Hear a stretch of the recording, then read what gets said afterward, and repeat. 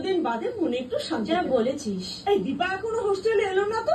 হ্যাঁ তাই তো, রাত তো 10টা বাজে। যখন আসবে আসুক, চল আজকে আমরা রুমে গিয়ে এনজয় চল ঘুরবে।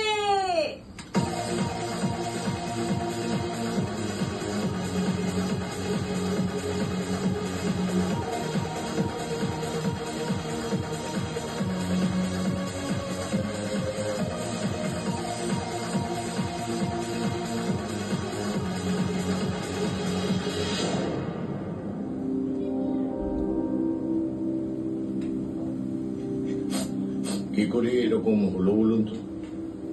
ঠিক বুঝতে পারছি না স্যার।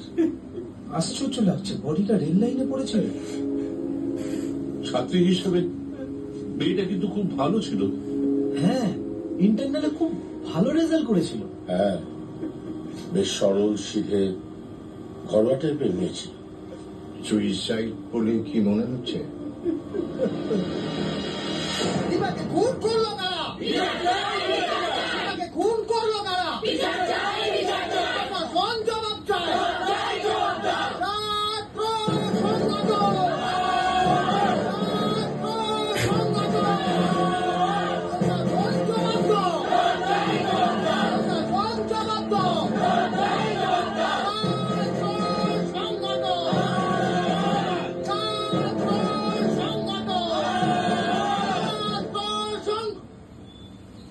দীপাকে শুধু খুন করাই হয়নি, খুনের আগে ওকে রেপ করা হয়েছিল।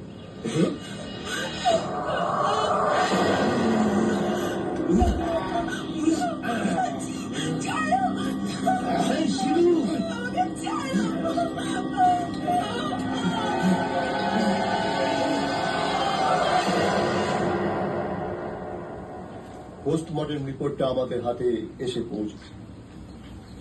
রিপোর্টটা সে কথাই বলছে।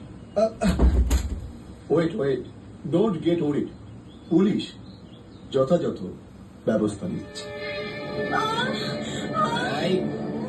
এত চেঁচামেচি করো না। পরের দিন আমরা চেঁচানো ফেলবো, আজকে চুপ চুপ।